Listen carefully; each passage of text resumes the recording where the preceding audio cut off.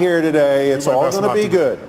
We were talking backstage, and you teed up a question that I think is part of every business owner's journey, and that is the art and science of overcoming the obstacles that you face. Yes. They are inevitable. Yes. They are existential sometimes. Yes.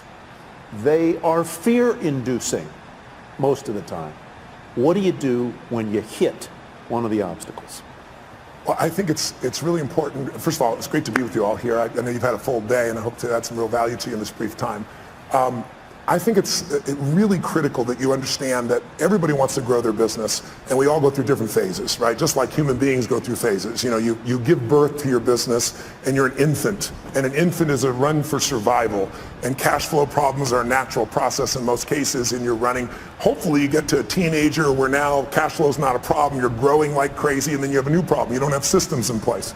And maybe you get to young adult where you have to decide what you're not going to do. Eventually, hopefully get to prime where you're growing your business revenues and you're growing your profits and you got a professional organization and you're not doing it. Because as long as you're doing it, really you don't have a business. What you have is you're self-employed. There's nothing wrong with being self-employed. But whenever you meet someone who's in business is stressed, they're always a business operator. And my focus is to become a business owner. How do you do that? You realize that the chokehold in the growth of your business is always the leader. And it's your skills and it's your psychology. And I found it's 80% psychology and 20% skills. You got to have the marketing skills. You got to be able to lead. You got to be able to recruit. You got to do all those things. But really, most importantly, you got to get it through what I call the threshold of control. And this, to me, is the secret to really succeeding in business. And it's pretty simplistic. How many of you snowboard or ski? Anybody out there snowboard or ski? Give you a sense? So most people are terminally intermediate when they get into that sport, right? You know, they really never get that good. They're not really a belonger. They're kind of in the middle, and they never get much better. And I think the reason is they never push themselves beyond what they can handle, right? You're used to greens or blues, and you find yourself on a double black, and what happens? Everything inside you freaks out because you're past what I call the threshold of control, your comfort zone. And you look down and you go, I could die doing this. So now you have two choices. Either most people slam themselves on the ground, hang on for dear life, and try not to skid off the cliff, and at best what you do is survive, or a few people let go of their fear, no matter how scary it is, and goes, I got to go down this thing, and there's no other choice, and they focus on where they want to go instead of what they're afraid of, and they find a way to carve. And once you carve a few of them, that double black is your bitch, right? You don't have to worry about that anymore, right? And so that's what happens in business. So for me, I can remember going and starting my first business in Vancouver, British Columbia, Canada. I got on a radio show, and this person, it was a shock jock radio show, and I didn't know it, and they started attacking me and saying I'm a liar and a charlatan, you can't do these things. And this therapist called me up and said, you know what, I've dealt with people forever. You can't wipe out a phobia in less than an hour. It can take 7 years. I have a patient right now I've worked with for 7 years, and I've been able to solve this. And I said, great, bring that patient tonight. I'm doing a free guest event at the Holiday Inn, and I'll take care of that. It should take me 10 or 15 minutes. Right? and you do it? I did it, and I was able to do it. I wrapped a snake around this woman. She had a snake phobia. Phobia is an uncontrollable response. So because of that, I had people coming to these guest events like crazy, and I thought I hit the home run, right? And I did this big guest event. There was like 1,000 people there, which for me would be like, I don't know, 100,000 people in an event right now. And after I was done, a bunch of people signed up for my seminar because I did a free value-add event, and then I would invite them to come spend 3 days with me. And this man walks up to me, and he's from immigration. He goes, a great seminar. He goes, I'd like to see your work permit. And I said, what's a work permit? Right? You know, when you're in beginning business, you don't know these things, right? He goes, well, to work in this country, you need a work permit. And he said, I'll tell you what, I got to see you tomorrow at 5:30. I was, well, my seminar starts at 7. He goes, you'll be fine, just you got to be there at 5:30. He said, I'm not asking, it's a requirement. So I show up at 5:30, I wait for half an hour, now I'm starting to stress, and finally I sit down with a guy and he says, you're taking away Canadian jobs. I said, how many Canadian firewalkers are there? Come on, that's what I was doing those days. And he said, no, you teach NLP skills, neuro-linguistic programming, and these people have classes of 20 people and you got a class of 500, and so they say you're taking jobs, so your event is over. So what do you mean your event's over? He goes, if you walk on that stage tonight, we will handcuff you and deport you. This is what I call a threshold of control. Right? He says, you're going to have to give the money back. I said, I can't give the money back. I spent all the money to put on the seminar. I wasn't a good businessman. I just wanted to help everybody, right? So I spent all the money to do it. And he goes, you have no money? Well, you're going to have to deal with that. So I walked out of the building. I have 40 minutes. People are going to arrive. I can't go on stage. What do you do? I told my 3 staff members, 2 of which were volunteers, what happened. They're like, and I said, here's what we're doing. I'm doing this seminar. And they said, you're going to go to jail. I said, I'm not going to jail. I said, how close is the border? True story. And they said, well, there's a place called Bellingham, Washington. It's about an hour and 40 minutes. I said, rent me 6 buses, and I'll meet the people out front before they go in the hotel, so it's not a problem. I met everybody up front. They said, this is a traveling seminar. It's a surprise, right? We're going to Bellingham. We're going to America. And it was a 3-day seminar. We had to go and come back each day and night for 3 days in a row. I got all but 4 people to agree to do it. And then I got to Bellingham, Washington at the Holiday Inn there, and there was like a bar mitzvah or a wedding or some stuff next door, and it was so loud you couldn't hear anybody. And so I said, just lie on the floor, close your eyes, I'm going to hypnotize you into this shit, right? You know? But so what happened was you learn how to get through that, right? And we learn how to be resourceful. When you realize that your problem is not a lack of resources, it's not a lack of money or technology or contacts, it's not. It's your psychology. Because the ultimate resource is resourcefulness and human emotion. That's what starts wars. That's what makes a business begin. That's how you have children. That's how we end wars. It's all emotion. And so what I really learned to do is how to manage my emotions. So, once you solve that one, the next one shows up. I started a franchise, and a couple franchisees were really upset when one of the people representing on my side said they didn't make things clear to them. And it's all bullshit, but it cost me $5 million in 4 years. I thought, the first one was like a $50,000 challenge. Now I got a $5 million challenge. And I took all the money I'd saved in my entire career to pay that off, and I was starting over again. And then I grew from that. And then I finally got, I had a partner in business, and long story short, they had a business that was losing $1 million a day, and he turned it around and making $1.8 billion in EBITDA. He offered me his partner, and I signed a document saying we're all joint and several. There was $40 million in debt. I figured I had $10 million of the debt to have $1.8 billion in infrastructure. And it turned out my partners, 2 of them were broke. They weren't billionaires. They had lost their money. And the other one was the son of a billionaire, and his dad had given him nothing, had $5 million to his name. So I was on the hook shortly after for $120 million when I didn't have $120 million. I figured out how to deal with that. By doing that, I eventually took my companies to this year will surpass $6 billion in 33 companies, because I made it through the threshold of control. So I want you to know, when you see these big numbers by any entrepreneur, they all started with blocking and tackling, and they all started with how do I get both the skill and, more importantly, the psychology. You can get the skill if you can get that part of you that just doesn't die, the part of you that finds the way to add more value than anybody else so you can keep growing. Where does the perseverance come from for you? Where does the indomitable spirit come from? Here, the title of your book, Unshakable. Yeah. Where does the drive come from? You did not grow up in easy circumstances. No. At all. No college. No. At all. No. All self-educated. Self-educated, a household that was not easy. True.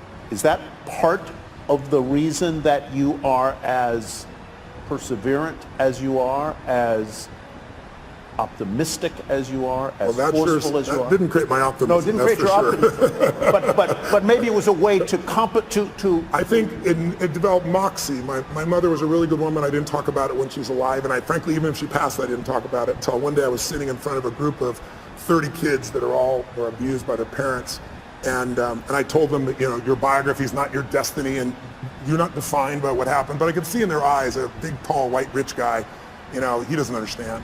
And so I told him the whole story. My mom beating me against the wall till my head bled, pouring liquid soap down my throat till I threw up. So I think in order to protect my younger brother and sister, I had to become a practical psychologist.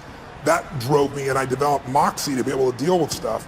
So that was the gift. If my mom had been the mother I wanted to be, I wouldn't be the man I'm proud to be, I think. So that was the gift in it. But I think the drive part is falling in love with your customers.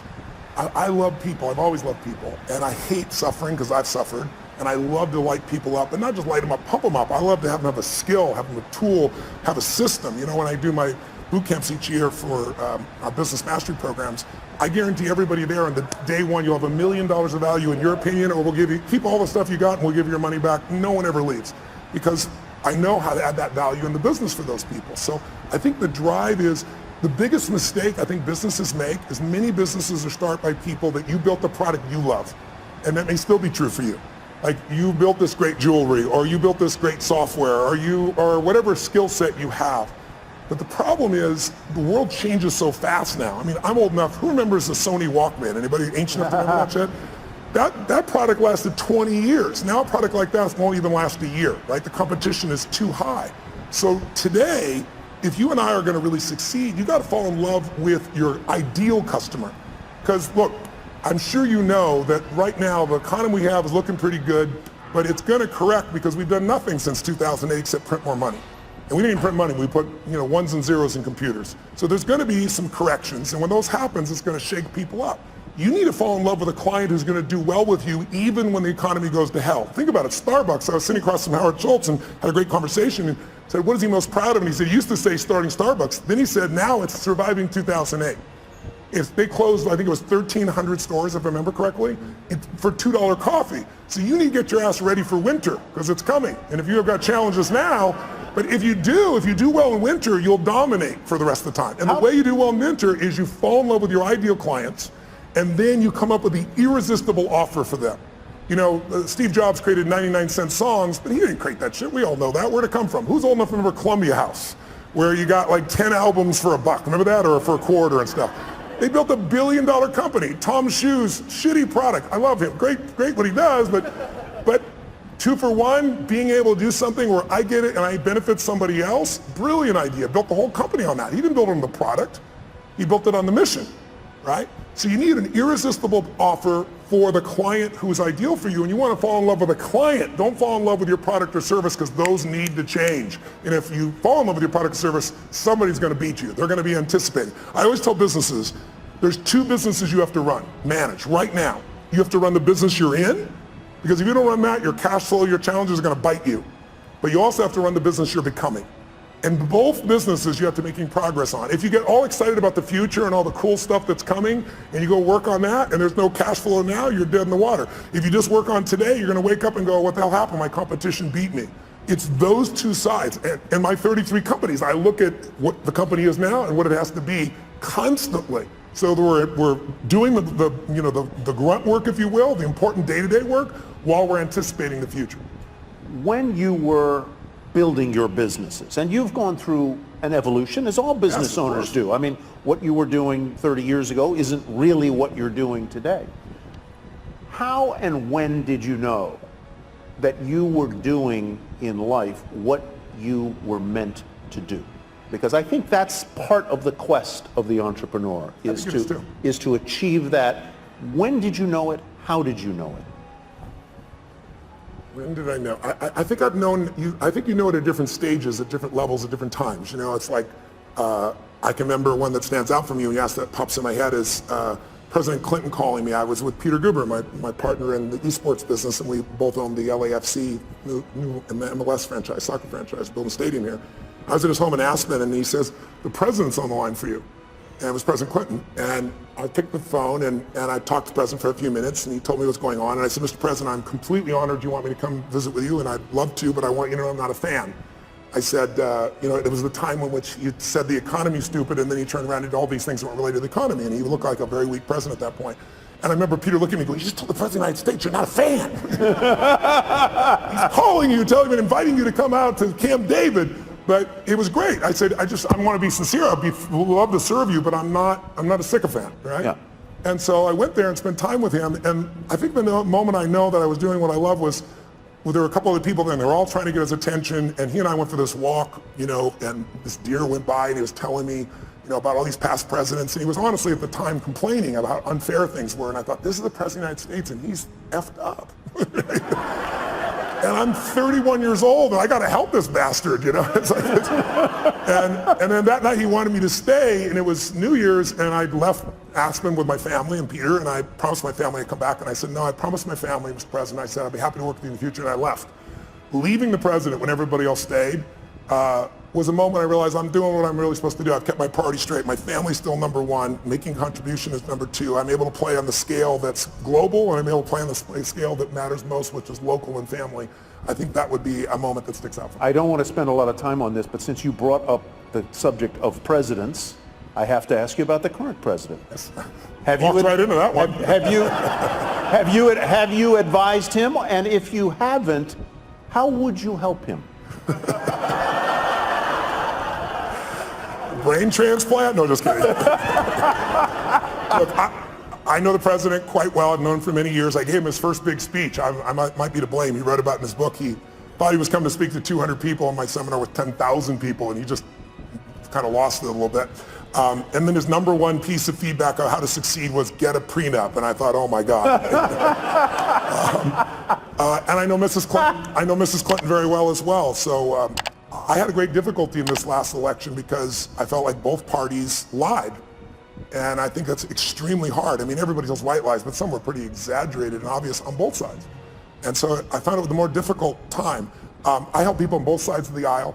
I don't talk about who I help unless they talk about it publicly. President Clinton shared, he called me one day and said, I got this overhead speaker, the president's calling. I was in my offices, and big offices and 2 floors. I went to pick up this phone, and sure enough, it's the secretary, and the president's waiting, and he says, Tony, they're going to impeach me in the morning. What should I do? I was like, could you call me sooner? It's tomorrow morning, right? What the hell are you going to do, right? So, he said, what should I do? And I said, the answer is not what should I do, you're asking the wrong question. First question I'm going to ask is, what do you want? Do you want parents, moms, dads to have their kids look up to you? Or do you want to just stay in office? I mean, it's a different outcome. I said, if you want to stay in office, I said, easy for me. I'm not a lawyer and I'm not in your position, but let's be honest, you're never going to get thrown out of office. There's too many votes on your side. So I said, you're going to stay in office if you do nothing. But I said, if you really want to be respected, I said, you can share the truth. You're a lawyer without putting yourself at risk and still get more of the truth out. And we had this great conversation. He said, man, that's exactly right. That's exactly what I do. So I'll call you back. I'll call you back in 20 minutes. So I'm waiting 20, 30, 45. About an hour later, the secretary calls me and says, President wants you to know he's still resolving things. He wants to get back to you. And then another 30 minutes went by, and I'm thinking, I'm affecting history here, right? And then I saw him standing there with all the Democrats beside him just saying, nope, we're going to kind of keep the same component and went through things. So over the years, I've had a chance to work with people on all sides. And what I think about the current president is he's a terrible communicator, but I think he actually has some good ideas. And I also think he's communicated so poorly, and our world is so divided that now anything he says is seen through that filter. If I think you are the nicest man in the world, it totally controls my experience of you. It has nothing to do with you. It's my belief. If you treat me mean one day and we're best friends, I'll probably go, you're having a bad day, right? If I can't resolve it with you. Mm-hmm. And who's ever had a bad day where you hope somebody else thought that about you, or you were just having a bad day, right? Yeah. So, but if I think you're a manipulating bastard, and I'm wrong, but I believe it, and you don't treat me mean, you treat me real nice, what's the first question in our mind? What does he want? So your questions, your belief, your emotion, your experience has nothing to do with life. It's shaped by what you believe. And most of you believe what you believe not by interacting with these people personally. You're doing it through the media. And the media is a great component, but everything is sound bites. And let's be honest, it's no longer about informing you. It's about startling you. Informing you will never get your attention. There's too much. We got oceans, people say that we're living in an information society. That's total bullshit. The information society died a long time ago, right? We're drowning in information. We're starving for wisdom. And what we get now are sound bites. And now people don't, it's not news anymore. On both sides of the table, people basically pretend it's news when it's all commentary. And so your perception, it's like I had lunch recently with George W. Bush. I brought him out to speak to a group of my funding groups. And I bring up people on both sides of the aisle. And this year we're working with President Obama to see if we can get him in. But to give you an idea, most people there thought, they're more liberal, and they were thinking this guy's evil. And after 2 hours of conversation, there wasn't a person in the room who still thought that. Right. They liked him, but I asked him about his decisions, and they got to see why he made the decisions he did. And when you see the why, instead of all the bullshit you hear and the generalizations that he's an evil guy, you start to go, wow, I might have made a different decision. I might not have with that information that he had at that time. And I asked him about the current president, and it was still during the election when this was occurring. And I said, obviously, I know you wanted your brother to win, and I admired President Bush for never attacking the past president. He never attacked President Obama. He was a class act, even when he disagreed. So he told me privately what he felt, And then he said, Tony, I remember when Nixon was elected, and he said, I thought that was the end of the American presidency. I mean, the President of the United States is gone. I mean, he's evil, he did the wrong thing. And he said he didn't destroy it. He didn't. And he said, so here's what I figured out. The office is bigger than the occupant. And I really believe that's true. I think if you want to go home tonight with a little bit of comfort inside, go back to that truth. The office is bigger than the occupant. And you see it when he does things, and then there's a judicial branch that balances it. And I think we're in a situation where the biggest challenge we have as a society is we've demonized the other side on almost every issue. Right. It used to be that, congressmen and senators would go fight like crazy on the floor, and then they go have a beer together. Now you're radioactive if you talk to somebody. And that's huge. I met Mr. Gorbachev. I got a chance to fly him for 4.5 hours, and I asked him what ended the Cold War, and he said the end of demonization. He said it used to be you guys were attacking us, and everything you did was evil. We were the evil empire, and we knew you were evil. And he said one day, he said I was sitting there with President Reagan, and he was lecturing me. And he said I could feel the anger. He said I could feel my face burning red. I was so mad. And I said to him, you are not my teacher, and I am not your student, and you will not lecture me. And he said, then I lectured him on the evils of capitalism. And then we're going back and forth, and he said, so that's when in the Cold War. And I said, that's a really great answer, but I'm with you for 4 hours, and I want to know the moment. What's the moment? I'm a student of history. What changed the world? Because most of us forget. That's probably, take away terrorism. Terrorism is nothing compared to the level of nuclear assault that the USSR and the US had at that stage. Biggest change we've had. And he thought for a moment, and he shared this great moment with me. He said, he hit his leg, he's talking through an interpreter, but he recognizes, understands a lot of English. He's smacking his leg and giggling like a little kid. He goes, I will tell you the moment. He said, we were having this fight, back and forth, back and forth. I was lecturing him, he was lecturing me, and all of a sudden he just stood up like this, and he said, this is not working. And he turned and walked 3 steps away, and then he turned back and said, can we start fresh? My name is Ron. Are you Mikhail?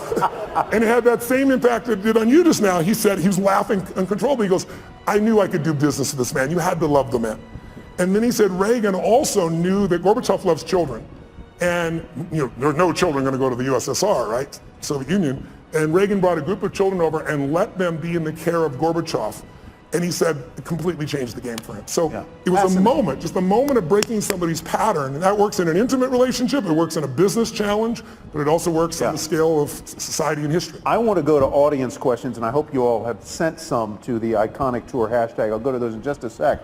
But from politics back to entrepreneurialism and entrepreneurship, you've built businesses, you've faced business challenges, you have talked to people like the people in this room, entrepreneurs. What do they ask you most, and what do you tell them? Time. Time seems to be the largest issue. How many of you have time issues in running your business, having to have a life and your time? Guys, see your hands out there who feels like that's there? So you can see it's about 90% there you go. of this room, yeah. right? And some people are just too tired to raise their hand. But the issue of time is not the real issue. The real issue is that they're operating as an operator, not an owner. Yeah. And so what I start to do in the beginning, you have to do both, right? But what I start to do is show them how you have to be able to break off and get other people to do things. But more importantly, I teach people, I do a 5-day boot camp, I call Business Mastery, a couple times a year. And we bring in businesses from all over the world, literally. And we have people just starting a business, and we have people with, businesses that are doing $1 billion, $2 billion, $3 billion. And what you find is that there's a common pattern amongst all these group of people where they find themselves, if it's a small business, they do everything because they feel like they're the only one who can do it, or they tried someone else and they failed. Well, that happens in every business. You have to begin to leverage yourself, or you're just going to be self-employed, and you'll never have the scalability. A business is a system that adds value even when you're not there. And you as a leader have to get good enough to both hire people and train people so that you're not a manager. A manager works with people to make sure they get the job done while you're there. But if you have to be there, could I run 33 companies? I mean, every 4 days I'm on a plane, train, helicopter on stage somewhere on average in a year, and I got 33 companies. There's 12 I manage directly, but I couldn't do that by management. I do it by leadership. I build leaders who can make their own decisions. I hire people that are the best of the best. Now in the beginning, that's hard because you have no money, right? So you hire the best, it's called you, and you pay them nothing, right? And then now you try to hire other people, and what do? You hire your friends, which is a disaster because they're not as skilled, and you love them, and it's hard to manage them. And then I hired people that were really talented, but they were mean, they didn't share my values. And so eventually you get to that place where you can find the right people. But I think The most important secret for the growth of any business, the question I guess on how to get over the time, and the answer is you got to take 2 hours, 90 minutes a week with your team of 1, 2, 3, 2,000, and you got to meet where you work on the business. And I teach people a format called 7-7, where there's 7 areas of a business that you cannot miss: marketing, sales, optimization, the financials, culture. And I'll make sure that each week you and your team focus on that, not the day-to-day business, but how do we strengthen our marketing, not just for this run, but overall how we build the brand. What do we do to change our sales process? How do we optimize the business? How do we spend no money and grow the business 30% in the next 3 to 6 months? And when you take small markers in the business that are critical and you improve them 5, 10, 15%, but you do 12 of them, you'll grow your business 120, 130%, 140% because there's a compounding impact. You don't just get the improvement you've made. So I try to help businesses to make those changes so you have time to think and be strategic. Because if you're just running, how many of you are stressed? I'll be honest if you would. Today, being here and not being at your business, how many feel some stress in your business being away even for a day? Okay, right now, I'm a business operator, F that, right? I'm gonna become a business owner, you've gotta be. Yeah. Let's go to a question from the audience. What would the 30-year-old version of yourself say to you today with conviction and be flat wrong about? Let's see. What would the 30-year-old Tony Robbins say to you today? Well, first of all, he's dead, so he's not going to say shit today. I buried him a long time ago because I'm 57. I would say the 30-year-old would say, this is what we're going to do this year, and it would be these huge numbers. And I developed a principle around the time I was 30, which is most of us overestimate what we're going to do in a year, and we underestimate what we're going to do in a decade. And a decade happens that fast. You'll blink your eyes and the decade will be here. That is a great point. I really, truly, everything I do is long term. I think it's the biggest challenge we have in corporate America is everybody's looking at the next quarter. Instead of the best business people, the Mark Benioffs, the Steve Wynns, the Peter Gubers, the people that I hang with, they all are decade-long people. When I was 14, I said, this is how my life's going to. I decided. I said, in my 20s, I'm going to help. I want to have the skill to help anyone change their life. If I'm committed and they're committed, it's going to be done. I'll have the ability. So I got to build to that, which I did. And then I said, in my 30s, at 14, I said, I'll do that with groups of people instead of one-on-one. And then in my 40s, I'll do it with big groups. In my 50s, I'll do it with companies. In my 60s, I'll either do it in government as a servant there or in a religious context, because I'm a spiritual person, but I don't tell people what to believe religiously. But at that point, I've lived long enough, maybe I will. Would you ever run for office? Before I would have said yes. Now the answer is no. I've served on both sides of the aisle, and it's not really about the office. It's about fundraising right now so much of the time. And I would not do that unless I ran with my own money on maybe a small number of friends. But at this stage, I think it would disrupt my wife's life so much. Yeah. I'm a very public person and she's not, and I feel bad for her, so I don't think that would be the right direction. Let's go to Jeff Conlon's question. If mindset is the key or a key, how do you shift your mindset? I was going to ask a question that's related to that, and that is, you're now, well, you say you're top of the world, but you're a confident guy. What do you do? What do you do when you have self-doubt? And that's sort of, how do you shift your mindset? How do you deal with self-doubt? I don't have a lot of it at this stage, but I... Shocking! I'm being honest, right? I think self-doubt is, instead of self-doubt, I would say questioning. I think it's critical to question, but at certain stages. If you're questioning all the time, you have nothing but fear and doubt, right? You only believe something because you don't question it, right? Someone tells me, oh, so-and-so, talk behind your back this, and you go, no, they're my friend, they'd never do that. Your belief, you're certain they're not going to do it, so you don't even entertain it. But if 2 or 3 people tell you that and they go, wow, could John really be doing this behind my back? And you start questioning it. Have you ever done that? You've been upset with somebody, you confront them, and then you find out it's all bullshit, they didn't do anything wrong, and you feel like an idiot? So for me, I think there's a time to question. And so I organize that. When I'm beginning something, I do that. And my investments is a perfect example. If you look at somebody, like Richard Branson, for example, Richard is this giant risk taker, right? But he's got one question. He questions within himself and everyone else. How are we going to protect the downside? It's his number one question. You never believe it. The guy risks his life. When it comes to investments in business, he doesn't risk anything. He told me when he was building Virgin, he's taking on British Airways, and it's a giant outlay of capital. I mean, this could literally bankrupt him, and everybody said it would. So he said, okay, how to protect the downside? And he negotiated with Boeing for a year and a half and convinced them that if he went out of business, if he was wrong and lost his business in the first 2 years, he could give back all the jets and have no liability whatsoever. So his whole focus is asymmetrical risk reward. How do I take the least risk with the most upside? If I was going to say anything to entrepreneurs in this room, the illusion that you've been taught is that great entrepreneurs take giant risks. It's total bullshit. There are some exceptions that have, and they've gotten lucky. But if you look at the ones that consistently succeed, they know the upside will take care of itself. They focus on how to protect the downside, and they take risk where they know I'm taking a limited risk for an unlimited upside. So if I'm wrong, I'm still okay. You know, I work with Paul Tudor Jones, one of the top 10 traders in the history of the world. And Paul, I've worked with him, I've coached him now for 24 years. He hasn't lost money in those 24 years on his own personal trading. And during that time, I've learned so much from him. And the biggest thing I learned from him was this asymmetrical risk reward, that when he risks $1, he wants to be certain he's going to make 5 where he doesn't risk the $1. See, most people risk $1 to make 10% or 20%. You won't do that. If you do that, you're going to go broke. Because here's what happens. You risk $1 to try to make 5 and you're wrong. Risk another $1, and if you win, you still win big. You can be wrong 4 out of 5 times and still break even. That's how the best in the world do it. They don't do it by taking these gigantic risks where everything's on the line, and if it doesn't go perfectly, you're out of business. That's why most businesses go out. You want to think of asymmetrical risk reward. Tudor Jones, curiously, as an aside, was a classmate of mine at the University of Virginia. Wow, that's awesome. I met him there. He would never. never remember me, but a fascinating guy. Another aside, because you mentioned he's a hedge fund manager in Connecticut. You did a brilliant interview with Ray Dalio for, I believe it was Facebook, not long ago. Yeah. And his book is really terrific, called Principles. I recommend you all go get it. It's very, very good. It's one of the greatest business books I've ever read, because if you don't know who Ray is, most of you know Warren Buffett. That's because Warren Buffett is sweet in shares and is public nature. But Ray is actually the most successful investor of his type in the history of the world. He's returned more money to investors from a hedge fund perspective than anybody in history.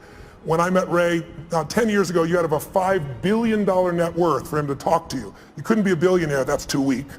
And you had to give him $100 million to start. Now he won't take your money no matter who you are. When I went to go interview him the first time, the Prime Minister of China was talking to him on the phone. He was coaching China on what to do with their money. That's how brilliant he is. Yeah. Hedge fund people, if you're familiar with rich people give their money to hedge funds, a big one might be, let's say, 20 billion. He's 160 billion. But go get his book. He flew down to Palm Beach to my home. And it's called Principles. He said, I want you to be the first person to interview me and do it on Facebook Live, so I did. But I love this man, and he will show you how he built from nothing. He literally started with nothing. He worked as a caddy. He started when he was 26 years old in a 2-bedroom apartment, and now he's got 1,800 employees and 160 billion. And he's one of the 100 richest men in the world and one of the top 10 that you'll meet. But his insights about how to run a business, how to run your life, we all need principles to guide our decision making. If you really think about it, success is the result of good judgment, right? If you make great decisions, you're going to succeed. But where does good judgment come from? You know, good judgment also often comes from experience, and experience often comes from bad judgment, right? So what I found is the way to speed it up, the way to have less of that bad judgment is I got to think about that for a minute. That's good. That's true, though, right? Good, yeah. So I found the way to speed it up is not learn through my own experience, but learn by modeling others, compress decades into days. So if you can get in Ray's head, now Ray's been a very private man for the last decade and a half, but he's 68 years old. He's a good friend, and he's entering this stage where he now wants to go public for a short time, give everybody he knows, and then disappear because he feels an obligation to give back to the society and human beings that have helped him to succeed. Yeah, so go pick it up. It'll be fantastic. We had him at another event, and he talks about this idea of radical transparency and how he runs his business. It's a very different, I'm not sure it would work for every business, but it certainly worked for him. Let's go to Satori's question. With so many people wanting your help, what are the factors for you to select whom you privately train or mentor? You're a busy guy. You've got a time management thing. I'm sure a lot of people would like a piece of Tony Robbins' mind. Yes. How do you decide whom you're going to help? Well, first of all, I try to do things online. There's a zillion things on YouTube, so no one has to spend any money. Anybody who wants to be inspired to do that. The only thing I don't like about that is it's random. I'm a system guy. Like, I know how to take you from here to there. So I have products that can do that for people. And then I have events, and the events have gotten bigger and bigger. Now we do 10, 14,000 people in a weekend. And so anybody can go. Who I coach are people that I know by touching them I can touch millions more. So when I worked with Mark Benioff at Salesforce, in the early days, Mark sat in the front row, came to 3 of my same seminars in a row, and was like, are you new? Are you a little slow? I was teasing him, And Mark's as big as I am. He stands up, and I'm looking at this guy eye to eye, and he goes, my name is Mark Benioff, and because of you, you finally pushed me over the edge. I'm going to start my own business. I'm leaving Oracle. I'm going to start this company called Salesforce.com. And he said, and you mark my words, we're going to change business around the world. We're going to do $100 million in business. Well, this year he's going to do 10 billion, right? So he's grown a little bit. But when you're around people like that, you get to see what the distinctions are that separate people. You get to see what makes them stand out. And by coaching him, I'm able to affect everybody, not only all of him and his employees, because he's that kind of owner, right? He's a leader, but also he's a leader in the social community. He's very conscious about that. And everybody from Facebook to Apple to GE, their back end is Salesforce. So impacting him impacts many other people. And then I just pick people who I feel the need is. I mean, somebody stops me on the street, my wife will tell you I can't not help. I got to help someone. I may have limited time, so then I'll invite them to a seminar or send them a book or a package or something so I can give them a guide to go to the next level. So I don't ever say no, but I can't coach everybody one-on-one, so I try to do it in groups where there was a wonderful anecdote I read, since you brought up Mark Benioff, that I guess he was a guest at your home or resort in Fiji, and in the middle of the night, he and all of the other guests, this goes to the question of how do you overcome your fears. Tell that story about Benioff jumping into the river and what you didn't tell him about the river. Okay. Well, I have a home in Fiji. I've been going there since I was 23, 24 years old. It's one of my favorite places in the world. And the people there are extraordinary. You're carried as a child every day for 6 months by someone 24/7. So when I talk about raising them, being raised by a village, it's true there. And they sing in 4-part harmony when they're 4 years old. So when I went there, I was touched by it. And I went and explored this island, and I was with this chief.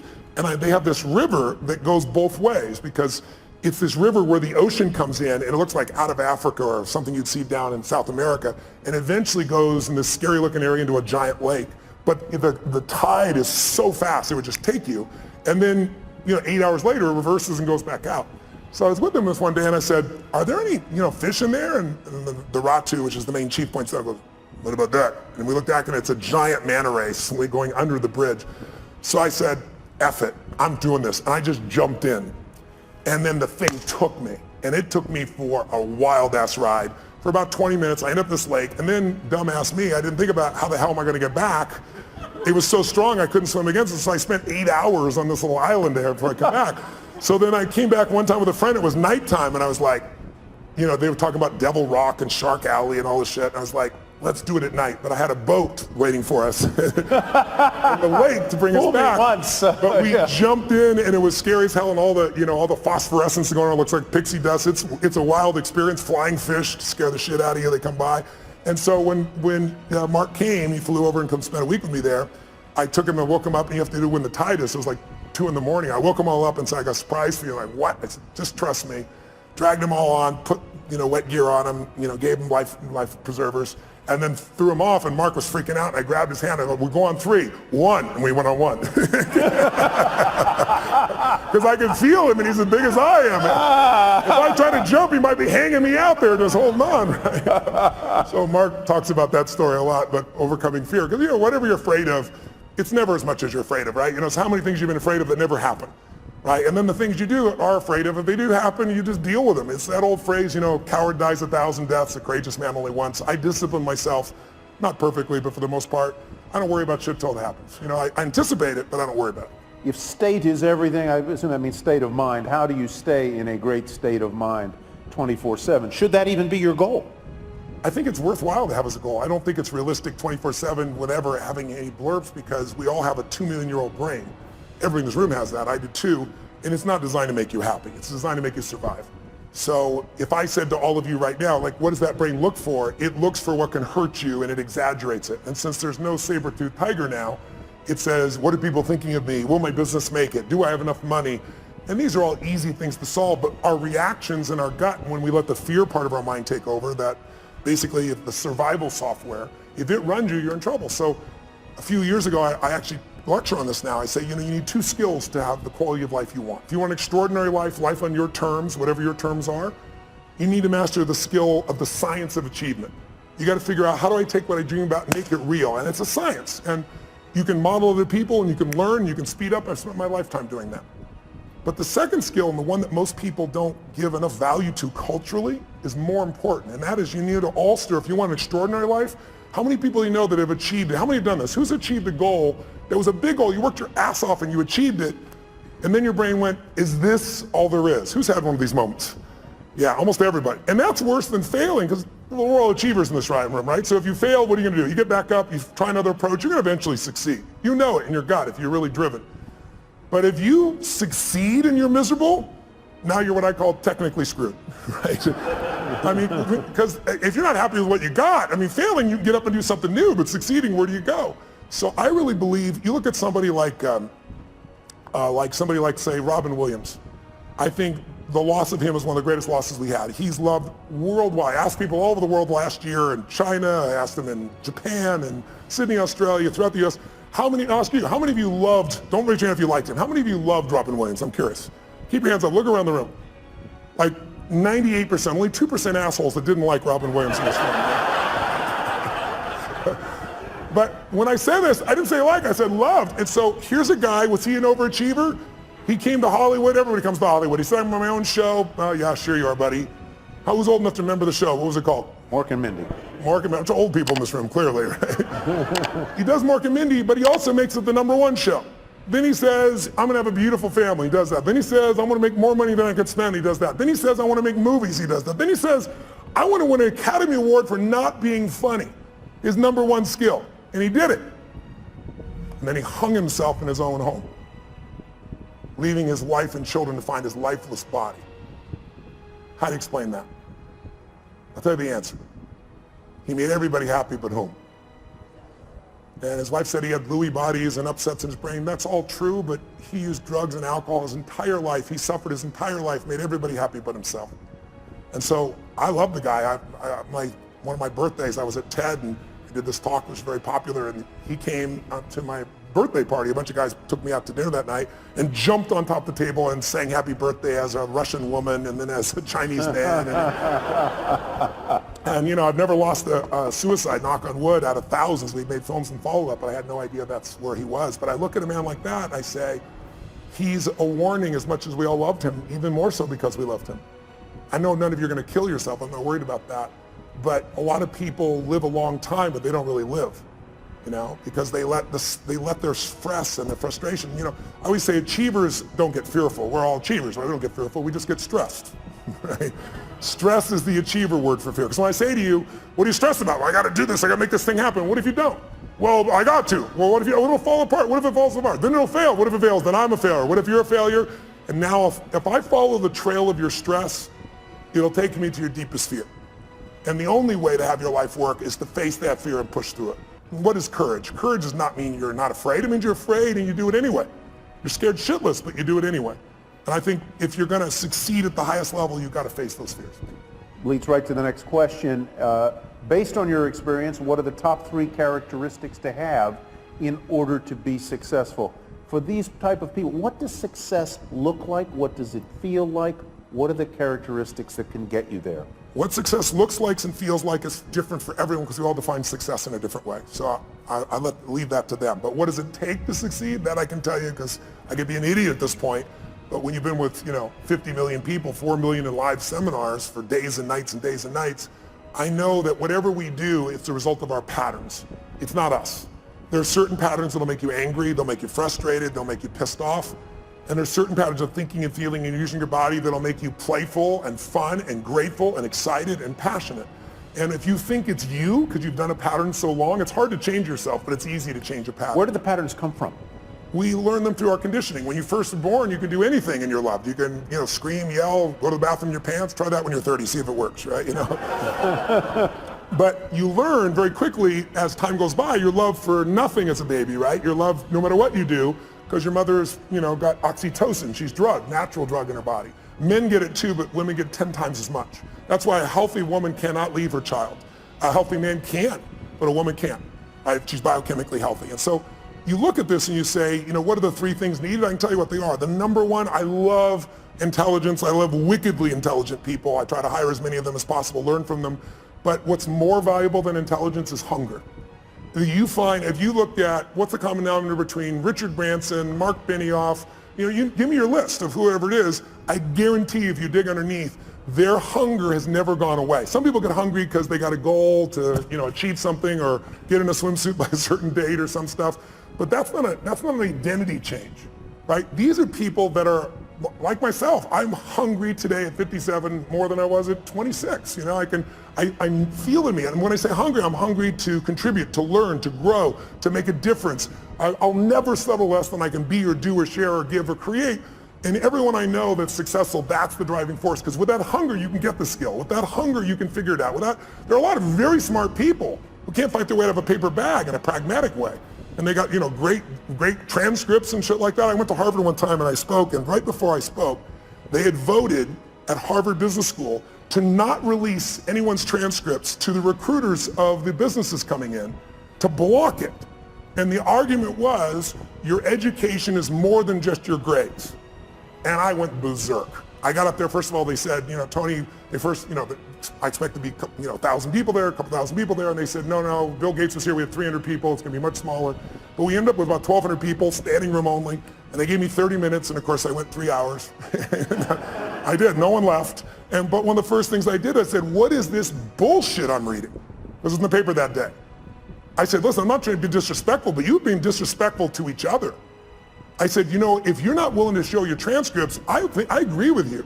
Your career, who you are, is more than just your degree here.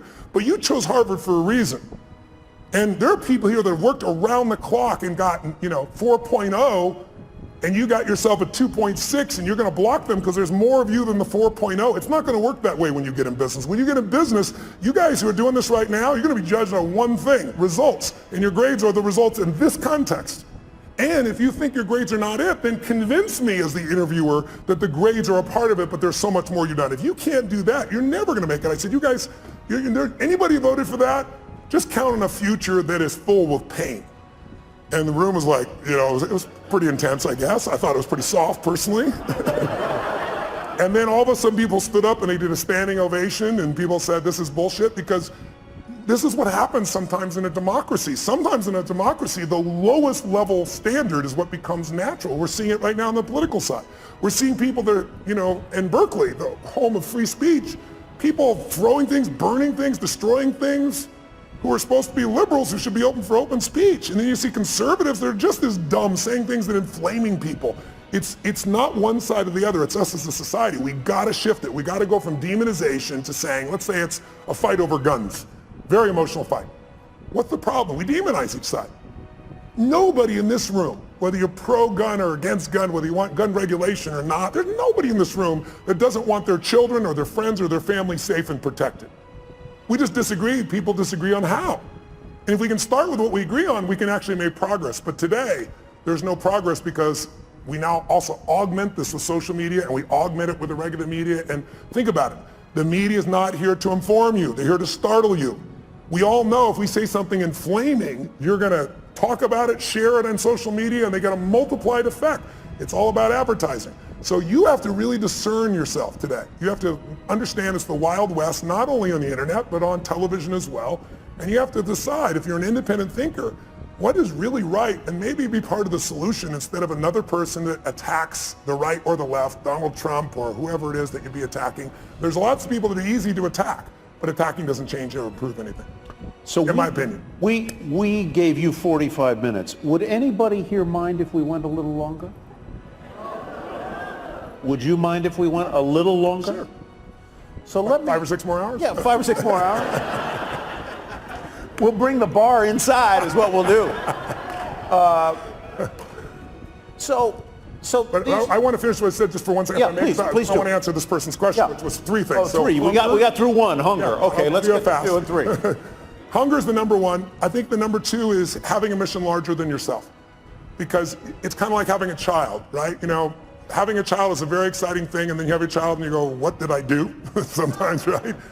Same thing with a business, right? You've got to really be able to have something you're doing it for that's more than you, because in the early days of the business, it doesn't really make you any money, and you work your tail off. So you need pride of ownership, you need joy, you need a mission. And I really believe until you find something that you care about more than yourself, you'll never discover what you're capable of.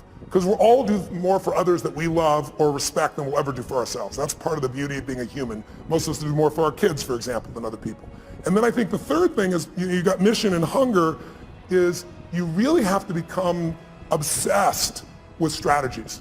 Because strategies can save you so much time. The wrong strategy, and I'll give you a stupid metaphor. If you said your number one goal is to see a sunset, and then you start running east as fast as you can, I don't give a shit how positive you are. I don't care how hard you work. I don't care how long you've been putting into it. You got the wrong strategy. But the right strategy in business and in life can save you a decade. And someone else may have spent, again, a decade figuring it out through trial and error, and then they figured it out. You might be able to learn it in 6 weeks or 6 months or 6 days or 6 hours. So I think that would be my third element. So let me ask you a question that may be a little off point, but I hope helpful. A lot of people in this room and a lot of people in the world want to follow their passion, okay? But they've also got to put food on the table and pay the rent and pay the bills. How do you do both at the same time? How do you build, have your mission, have your passion, and do that when you know the world is a tough place, hard to make a living, hard to pay the bills, places expensive? How do you do that? How do you thread that needle? Well, it depends on who you're dealing with, right? If the person is entrepreneurial and they ask me this question, I always tell them, you've got to take care of your kids, you've got to pay the bills. And I said, but, tell me when you work. And they tell me, well, I work, 9 to 5 or 8 to 5 and I'm exhausted, everything else. I said, well, what are you doing with the other 8 hours? Because that's what I did. I worked as a janitor all night long, middle of the night, everything else. I could compress time there because it was based on results, not time. So if I could do a great job in shorter time, I had that time. But then, what I start doing between, 7 o'clock at night and 2 in the morning, which is pretty much the time I worked, that's when I was developing myself, getting the skills, learning, educating, starting the business. So I think people just have to realize it's a gut-wrenching process. It's not, entrepreneurship is not for everybody. Most people fail in entrepreneurship. The vast majority fail. 96% at 10 years, but what happens after 10 years? All clear sailing after that? Anybody remember Lehman Brothers? They ran a century. They had gross revenues over a century of more than $1 trillion with a T dollars. That's what went through their bank accounts over that century, and they're gone. So I don't think it's right for everybody. I think you have to really be clear, is your personality the right personality if you're going to begin in this area? And then if you're going to work for somebody else, you can still become financially free, but that means you got to stop being a consumer and become an owner of under entrepreneurs. You want to own businesses, right? Get out of just being, don't just own an iPhone. Own the company, but not just Apple, obviously. But how do you keep your energy up and your enthusiasm up? How do you do it? I'm wired for it. It's my nature to some extent, but also the other part is I get to see results.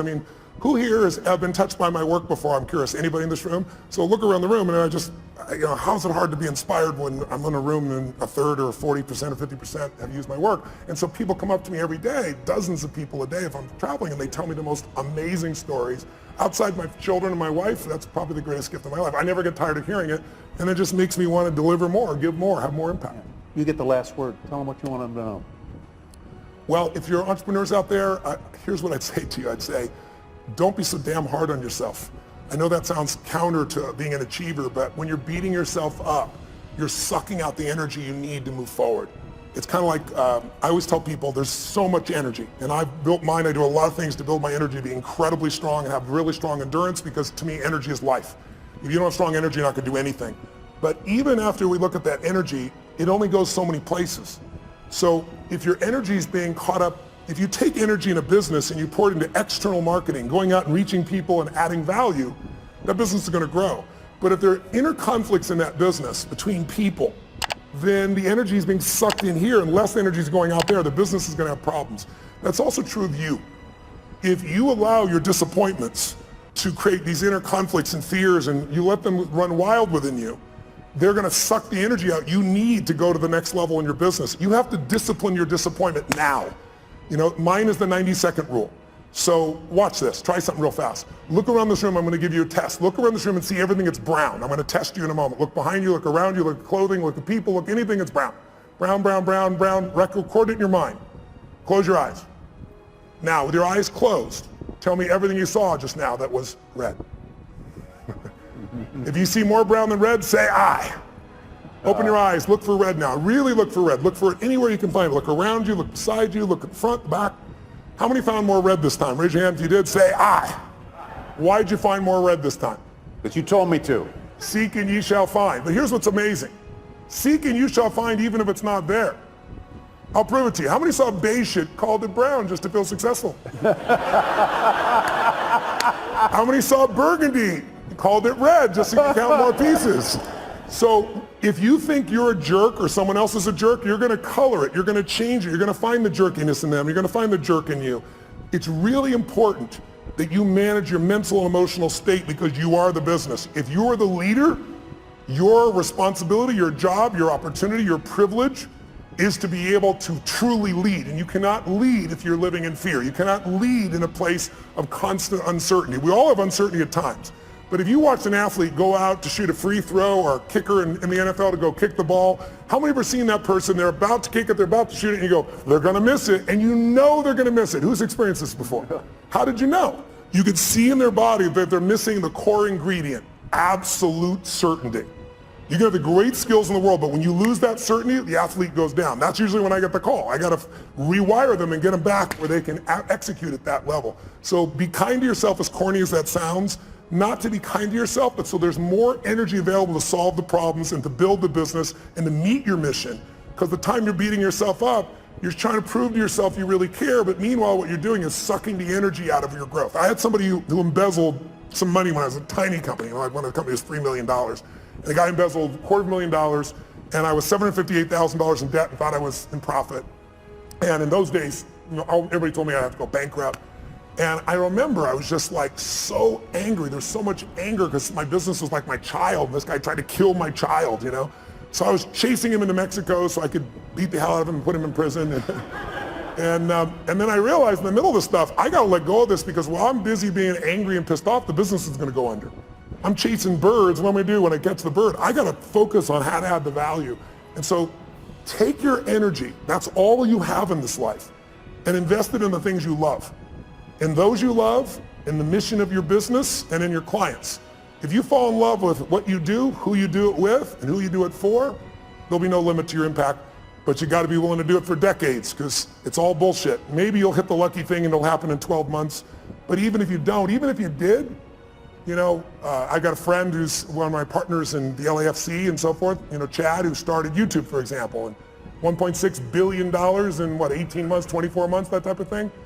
It's not always the best thing. Because ultimately in life, whenever you meet people who have succeeded, almost always we talk about the toughest times and laugh and remember, because in order to have a foreground, you need a background. And to appreciate the foreground, you need a background. So I found that the most difficult times have been the best times because they've made me appreciate what my life is like today. And I hope you'll just take care of yourselves, and I hope today, this whole day, all the speakers, and hopefully a little of our conversation has been helpful too, and I thank you for letting me address you. Thank you so much. Lovely.